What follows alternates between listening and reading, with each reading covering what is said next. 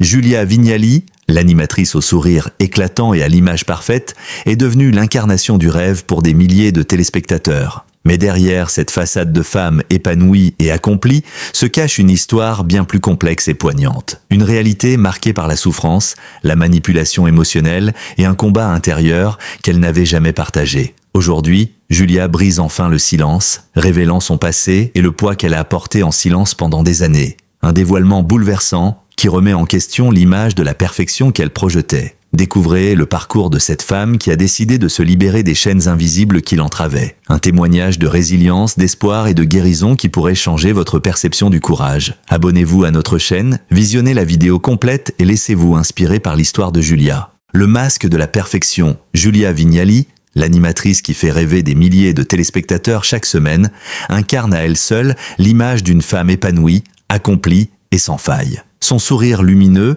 et son attitude bienveillante à l'écran cachent pourtant une réalité bien plus complexe, une histoire de souffrance et de renouveau qu'elle n'a révélée que bien trop tard. Derrière la perfection de son image publique, derrière la façade de la femme forte et équilibrée, se cachait un véritable combat intérieur, un enfer silencieux qu'elle a dû endurer dans l'ombre pendant de nombreuses années. Mais aujourd'hui, Julia a choisi de briser le silence, de parler enfin, d'oser dire sa vérité et de se libérer des chaînes invisibles qui la tenaient captive. Avant tout cela, Julia Vignali semblait vivre une vie exemplaire. Dès son plus jeune âge, elle avait su se bâtir une carrière de rêve, une place de choix dans le monde médiatique. Elle incarne la douceur, la bienveillance et l'intelligence, traits qui l'ont rendue populaire sur les écrans, mais aussi auprès de ses collègues, amis et admirateurs. C'est la femme que tout le monde admire, l'animatrice toujours souriante, toujours disponible pour son public. Cette image de la femme parfaite a été minutieusement construite, mais elle dissimulait des parts d'ombre qui n'ont jamais été visibles.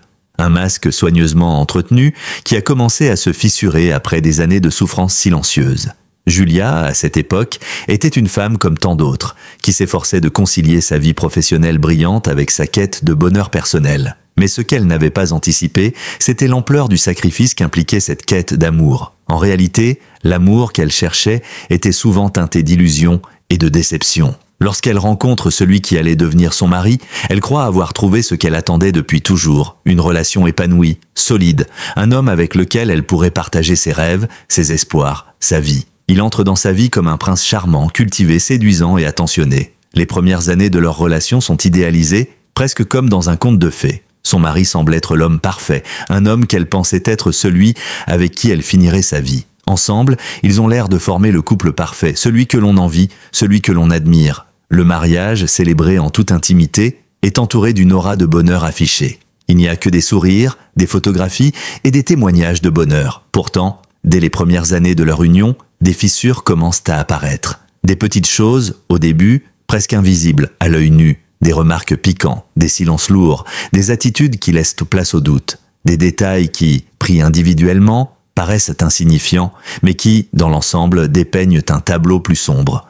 Julia, elle, se tait. Elle préfère ignorer ces signaux. Elle se convainc que l'amour est plus fort que ces petites ombres, qu'il suffit de faire des efforts pour retrouver la sérénité. Elle se contente de vivre dans cette illusion, de pardonner encore et encore, mais petit à petit, la vérité s'installe comme un poison lent. À mesure que les années passent, Julia commence à prendre conscience de la manipulation insidieuse qui se tisse autour d'elle. Ce qu'elle avait pris pour des petites imperfections se révèle être bien plus grave. Derrière les sourires de façade, son mari joue un jeu cruel où chaque geste, chaque mot, chaque choix est mis en doute, critiqué, jugé. Il lui fait sentir qu'elle n'est jamais assez bien. Rien de ce qu'elle fait ne semble satisfaire ses attentes. Sa manière de s'habiller, ses choix professionnels, ses opinions, tout est constamment remis en question. Il critique son apparence, la fait douter de son corps, de ses décisions, de sa capacité à être une femme digne de confiance et d'amour. Il joue sur ses faiblesses, ses insécurités, et chaque victoire devient une défaite. Les remarques blessantes se multiplient, toujours plus subtiles,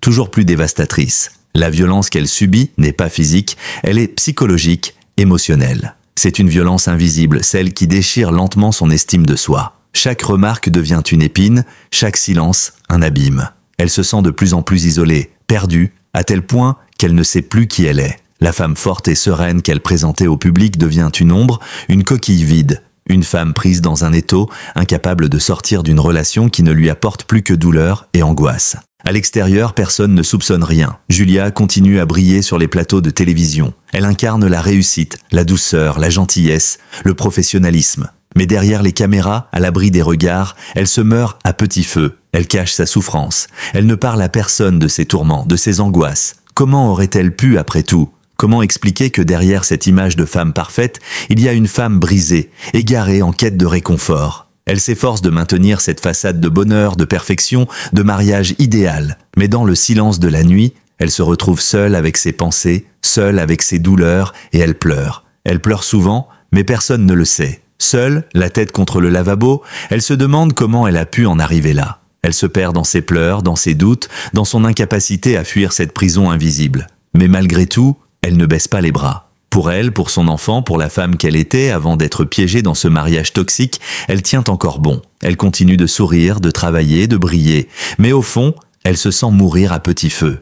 Le réveil de la vérité, le point de rupture, celui qui allait briser définitivement la façade, arriva de manière presque anecdotique. Un simple moment d'inattention, un geste qu'elle ne pouvait pas expliquer. Julia se retrouvait seule dans la pièce, son mari étant sorti un instant. Le téléphone de ce dernier vibra sur la table. Son regard tomba sur l'écran sans raison apparente, comme si quelque chose d'invisible l'y poussait. Peut-être une intuition, peut-être juste la curiosité de savoir ce que son mari cachait, ces petits détails qui l'avaient longtemps dérangée mais qu'elle n'avait jamais osé confronter. Ce geste, insignifiant en apparence, allait être celui qui allait tout changer. Elle prit le téléphone, d'abord hésitante, puis décida de l'ouvrir. Ce qu'elle y découvrit fit s'effondrer son monde. Des messages échangés avec d'autres femmes, des confidences sordides, des rendez-vous secrets, et au fil des discussions, une double vie dont elle ignorait l'existence. Ce n'était pas simplement une infidélité occasionnelle, mais un enchevêtrement de mensonges, une trahison profonde, une tromperie systématique et cruelle. Les preuves de l'amour qu'elle avait cru sincère se sont transformées en un poison lent et dévastateur. Un à un, les masques sont tombés et tout ce qu'elle avait cru être une relation authentique se transforma en un long théâtre de dupes. D'abord figée, incapable de réagir, Julia se sentait comme engloutie dans un tourbillon. Elle relut plusieurs fois ses messages, cherchant encore une once de doute, une explication qui pourrait rationaliser ce qu'elle venait de découvrir. Mais il n'y en avait aucune. Tout était là, noir sur blanc. Le monde qu'elle avait construit autour de cette relation, toutes ces années de sacrifice et de renoncement, tout était faussé. Ses rêves de bonheur, son image de famille parfaite, son dévouement à cet homme qu'elle croyait connaître, tout s'effondrait. Elle comprit alors que l'amour qu'elle pensait donner avait été rejeté depuis le début, piétiné par un homme qui, sous ses apparences charmantes, menait une vie secrète, bien loin de celle qu'il lui avait promise. Elle resta figée encore quelques instants, absorbée par l'horreur et la stupeur. Puis, lentement, une vérité plus lumineuse commença à se frayer un chemin dans son esprit. Cette révélation ne la détruirait pas, elle allait la libérer. C'était un choc vertigineux, mais paradoxalement, un choc salvateur. Ce qu'elle avait vécu en silence pendant des années devenait soudainement une vérité qu'elle n'avait plus peur d'affronter.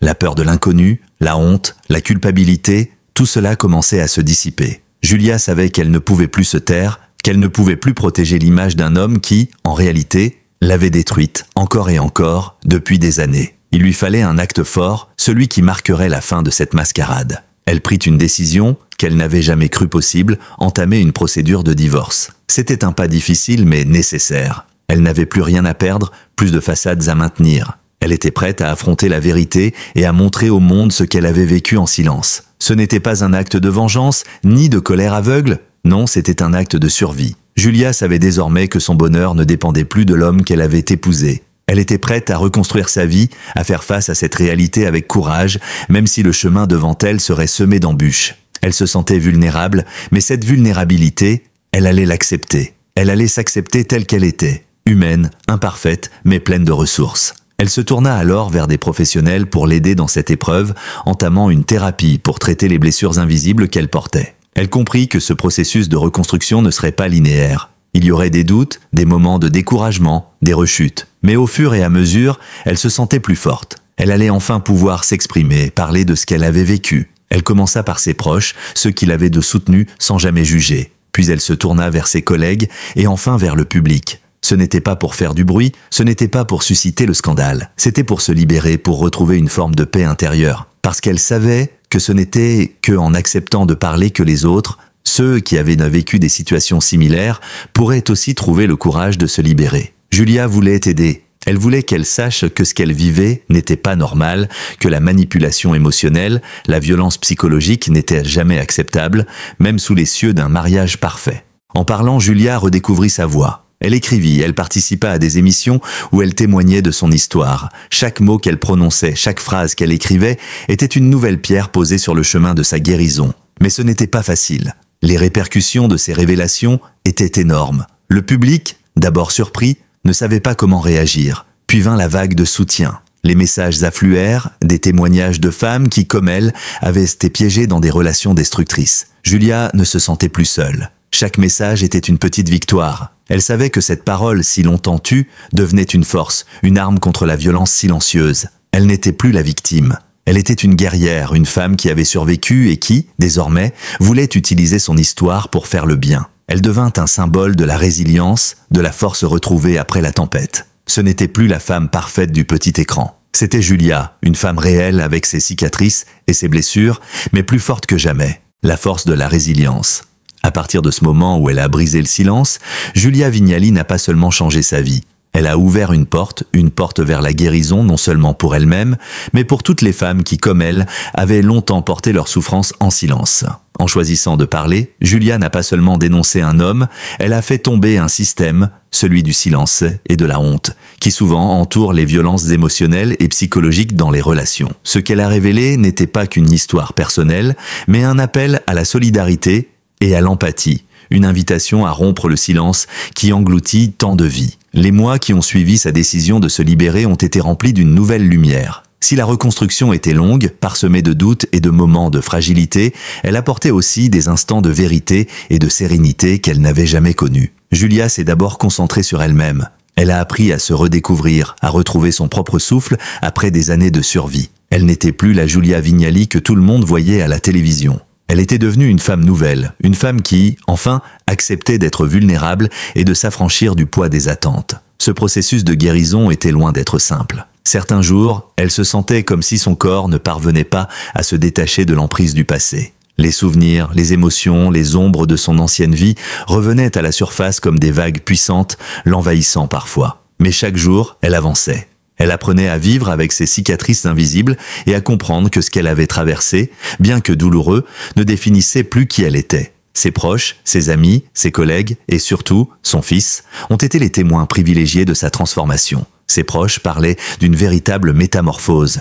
Julia n'était plus la même, plus lucide, plus forte, mais aussi plus fragile, plus humaine. Elle avait compris que le courage ne résidait pas dans la perfection, mais dans l'acceptation de ses faiblesses.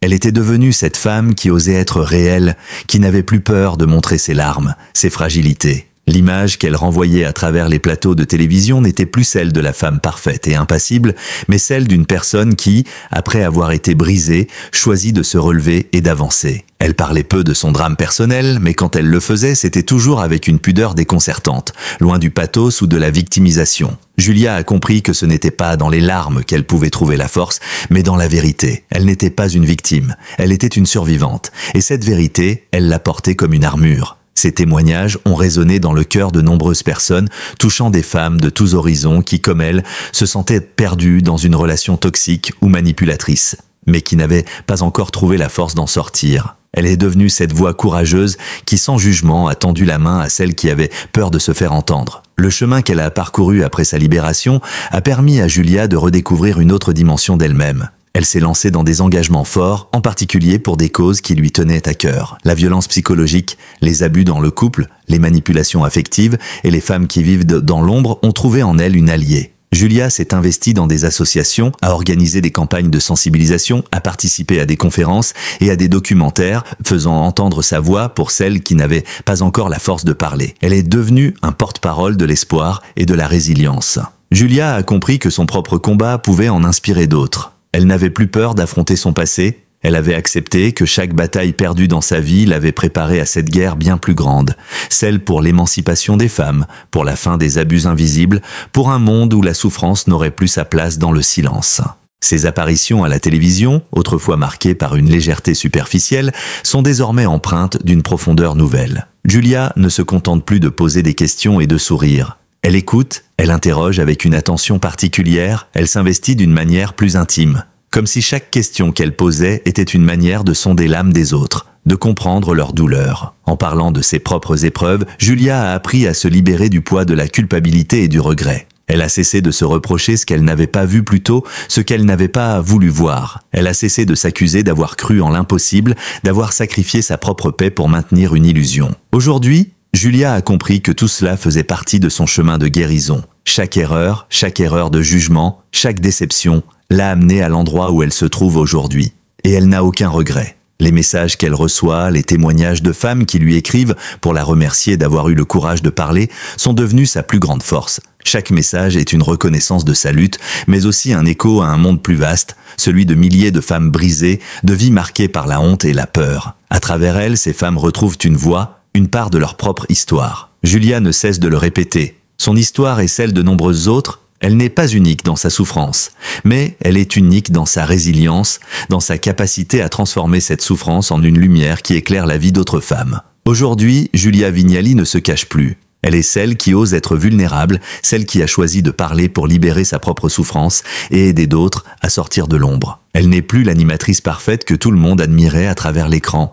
Elle est une femme qui a appris à s'aimer de nouveau. Une femme forte et fragile à la fois. Son sourire, aujourd'hui, est authentique. Il est le reflet de sa vérité retrouvée. Elle a enfin trouvé la paix, une paix intérieure qu'elle a construite avec des années de lutte, de souffrance, de doute et de courage. Et même si le passé ne pourra jamais être effacé, elle a désormais les armes pour l'affronter sans crainte. Elle avance, plus sereine, plus lucide, plus libre, mais avant tout, plus vivante que jamais.